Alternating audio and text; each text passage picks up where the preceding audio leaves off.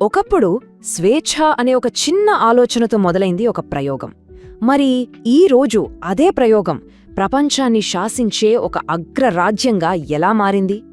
ఇది కేవలం ఒక దేశం కథ కాదు, ఇది తిరుగుబాటు, ఆవిష్కరణ, ఇంకా అసాధ్యం అనుకున్నదాన్ని కూడా సాధ్యం చేసిన వాళ్ల ప్రయాణం.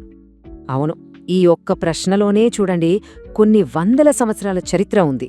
నెత్తురుపారిన యుద్ధాలున్నాయి, లెక్కలేనన్ని ఆశయాలు దాగున్నాయి.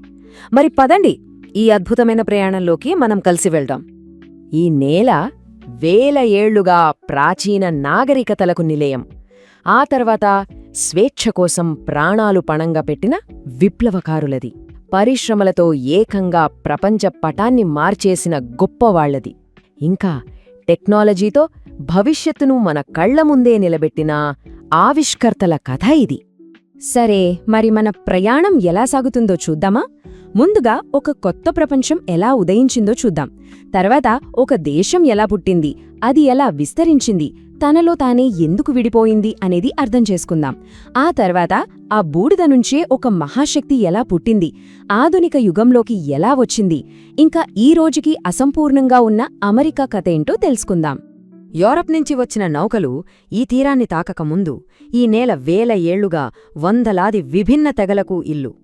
కాని ఆ తర్వాత జరిగిన కలయిక, అది కేవలం కలయిక కాదు, రెండు ప్రపంచాల మధ్య జరిగిన ఒక పెద్ద ఘర్షణ.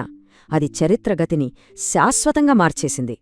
జేమ్స్ టౌన్ లాంటి మొదటి వలసలు ఏర్పడటంతో ఒక కొత్త శకం మొదలైంది. కానీ ఆ ఆరంభం తనతో పాటు ఒక చీకటి కోణాన్ని కూడా తీసుకొచ్చింది. తెలుసా? యూరోపియన్లు తెచ్చిన రోగాలు వాళ్ల కత్తులు, తుపాకుల కన్నా ఎక్కువ విధ్వంసం చేశాయి. లక్షలాది మంది స్థానిక ప్రజల ప్రాణాలను బలి తీసుకుని వాళ్ల నాగరికతల్ని సమూలంగా నాశనం చేశాయి. కాలం గడిచే కొద్దీ ఇక్కడి వలస ప్రజలకు వాళ్లను పాలిస్తున్న బ్రిటిష్ సామ్రాజ్యానికి మధ్య దూరం పెరుగుతూ వచ్చింది.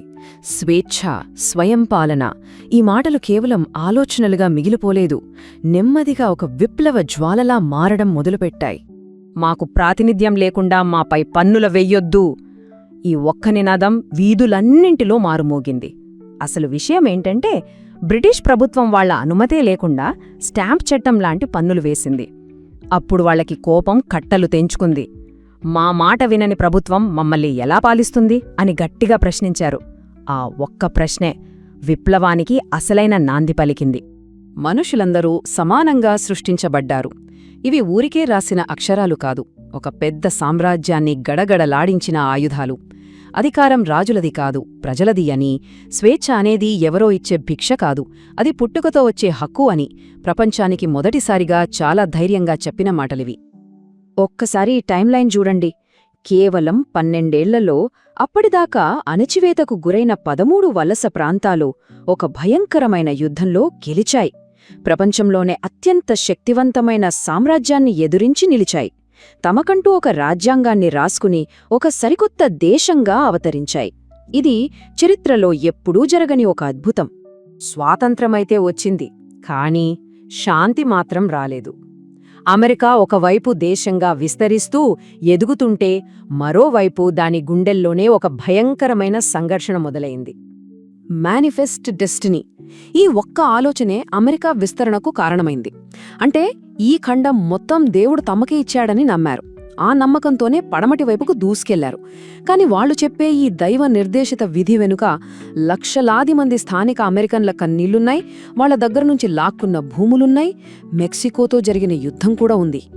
దేశం పెరుగుతున్న కొద్దీ దాని గుండెల్లో చీలిక కూడా పెద్దదవుతూ వచ్చింది.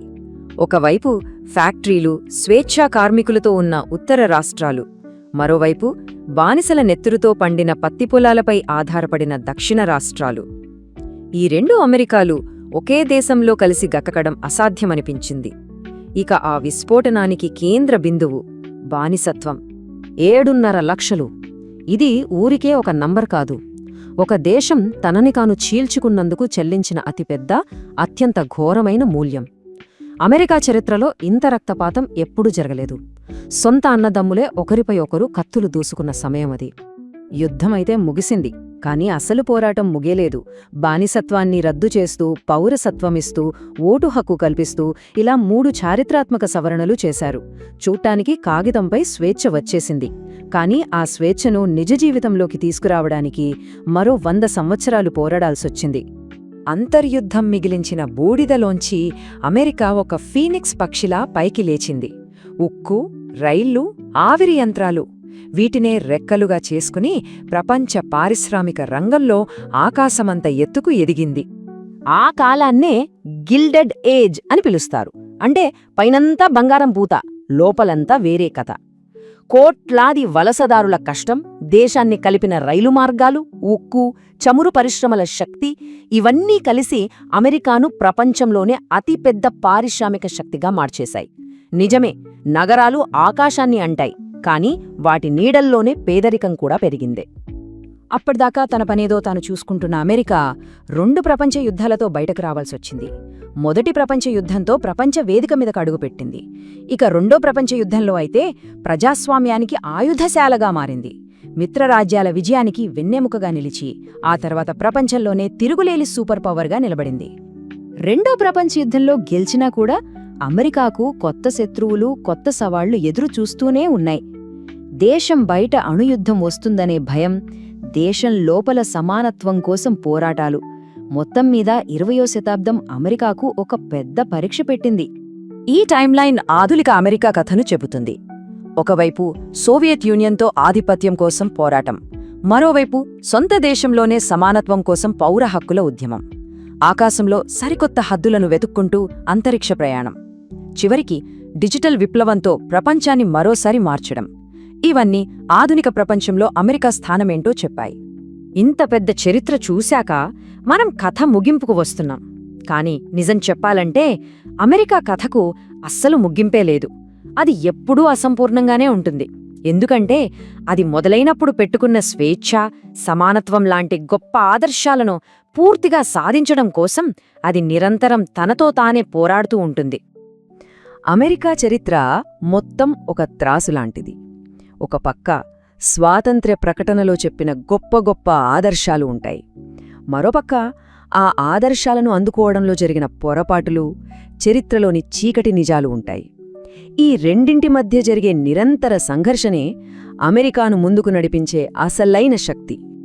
ఇప్పుడు దాదాపు 250 ఏళ్ల తర్వాత అమెరికా మళ్లీ ఒక కొత్త కూడలిలో నిలబడింది. గడిచిన చరిత్ర నుంచి పాఠాలు నేర్చుకుని భవిష్యత్తు సవాళ్లను ఎదుర్కొంటూ ఈ దేశం తన కథలో తర్వాతి అధ్యాయాన్ని ఎలా రాయబోతోంది? ఆ జవాబు బహుశా భవిష్యత్తు మాత్రమే చెప్పగలదు.